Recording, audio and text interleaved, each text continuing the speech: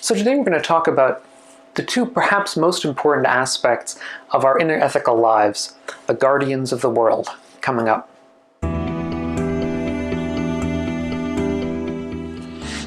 So I'm Doug Smith. I'm study director at the Secular Buddhist Association. That's secularbuddhism.org.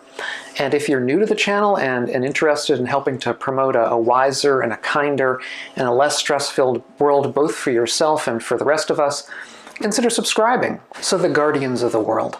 I have to say I went to a retreat a few months ago with a really wonderful teacher named Gloria Tarania Ambrosia, who gave a day-long lectures on this particular topic, on the guardians of the world, which are called in Pali, the words are hiri and ottappa. They're translated in various ways. Probably the most used one is moral shame and moral dread, but those are heavy terms, so a lot of people don't particularly like them. They kind of recoil from them, probably because a lot of us grew up in religious backgrounds from Western religion, and words like shame and dread tend to make us recoil a bit. Bhante Sujato translates the words as conscience and prudence, and also I believe the Pali Text Society sometimes translates them as self-respect and decorum. But let's get to what the differences really amount to. And this will, I think, make it clear why they are the guardians of the world. Basically, these are our internal emotional reactions to unwise or unskillful actions. Hiri, or conscience, or moral shame, if you like,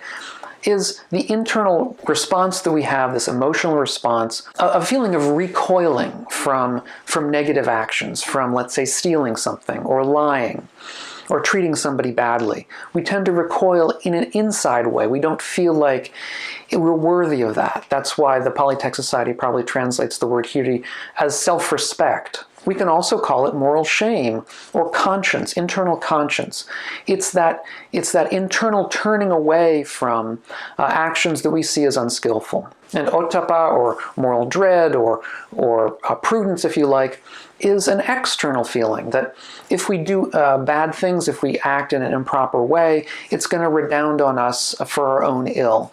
Now that is to say, if we do something bad, we're going to get hurt as well in some future way. There's a very famous sutta by the Buddha where he talks to his son Rahula, and he talks about these kinds of actions. He says to his son, before you do an act, reflect upon it. Reflect upon whether it's going to be to your benefit or to anybody else's benefit, or to your ill or to somebody else's ill, or to the ill of all of you. And if you don't have the wherewithal to reflect before acting, then try to reflect while you're acting. That is to say, while you're undergoing an action, think to yourself, is it going to hurt me or somebody else? Is it going to help me or somebody else? And if that's also impossible, then after you've acted, reflect upon it in the past and say, was this helpful?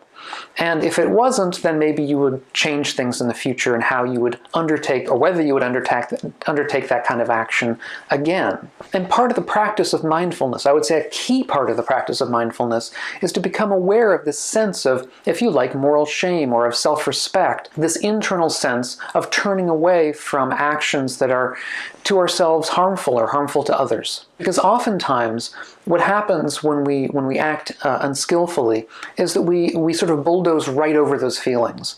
The feelings are there. They may be repressed, they may be subtle, but they're there almost all the time. I would say all the time with most of us. And what happens is that the emotions of anger or of greed or whatever it happens to be tend to bulldoze right over them. But if we can allow ourselves the space within the context of mindfulness, whether that's in formal practice or whether it's in our daily lives, if we can allow ourselves the space, the mindful space, to reflect before acting in the way that the Buddha recommends to his son Rahula, then it may become clearer that this particular aspect of moral shame is there, that this hiri is there, or in fact that the ottappa is there, that the sense of fear of a bad result for ourselves actually has come up, and that we're not really paying attention to it. And that if we're able to pay attention to it, it may in fact change how we act, or whether in fact we act at all in a particular circumstance. So if we think of this as a kind of self-respect, we'll see that in fact metta, loving kindness towards oneself, is the basis for hiri, for this kind of moral shame.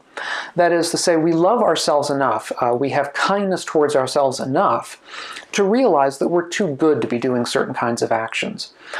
As well, the ottappa part, the exterior part, this our kindness towards ourselves makes us realize that if we do certain actions, we're only going to be harming ourselves, or more likely to harm ourselves in the future. It may not be entirely clear how, but we tend to know that if we do bad things, if we act in improper ways, unethical ways, that it's much more likely that in the future we're gonna regret it. And kindness towards ourselves makes us less willing to undertake things that we're going to regret. And so this hiri and this ottappa are basically their emotions. They're not so much beliefs. They're not so much doctrine or dogma. They're emotional responses that tend to well up in us, coming out of a basis of metta, of loving kindness towards ourselves. So while within a traditional Buddhist context, it's claimed that belief in rebirth will help us to act ethically. In fact, we can see by having the emotional responses of hiri and ottappa, we don't so much need beliefs to act ethically. What we need are these emotional responses themselves. They can be seen, in fact, hiri and ottappa as, in a way, the basis of Buddhist ethics. In that sense, they're the guardians of the world, the ethical guardians of the world. So we see there are a constellation of emotions that make the basis of Buddhist ethics. I would say probably some of the most basic are loving kindness, and then that itself creates within us this notion of hiri and ottappa, or of moral shame and moral dread, or of conscience and prudence. And eventually, of course, we want to say that the basis of ethical conduct comes from wisdom, comes from wise understanding. And a wise understanding that's not simply intellectual or simply fact-based, but is emotional wisdom, really, at its base, emotional wisdom. Because it's in our emotional wisdom that we react the most genuinely and the most spontaneously. And unethical conduct is similarly rooted in emotional ignorance, really, in an emotional unwillingness to see others as like ourselves in key respects, or even an emotional unwillingness to see ourselves as being worthy of care and kindness, which I think many of us in the West happen to fall under. So, and what is most important here, I think, is to look at practice. Look at a practice of loving kindness. I have a video on that talking about the history of it, as well as giving some pointers for contemporary practice. And there are many, many very, very wonderful teachers nowadays teaching loving kindness practice, probably the most famous being Sharon Salzberg, and I'll recommend a book of hers as well called Loving Kindness, wonderful book. And that, I think, allied to a practice of mindfulness in our actions and in daily life, both, I should say, both on the cushion and in formal practice as well as in daily life, can help us become aware of the arising of these emotions of hiri and of ottappa. And I think becoming aware of these emotional responses, these natural emotional responses, can help us to really get an idea of what is right and not right in our own actions. And this training of promoting the skillful in ourselves and of attempting to starve the unskillful in ourselves over time, and so that the unskillful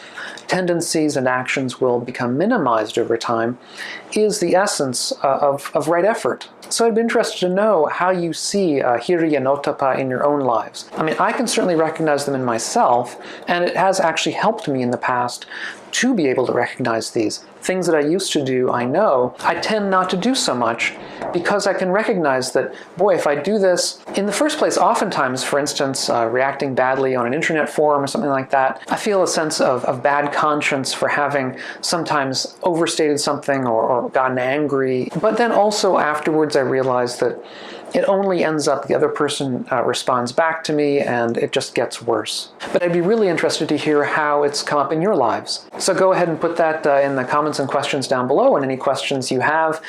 It's really great to read your past comments and questions. I always enjoy them, and I'm sure everyone else really does too. So I hope this has been useful, and thanks so much for watching, and we'll catch you on the next video. Bye-bye.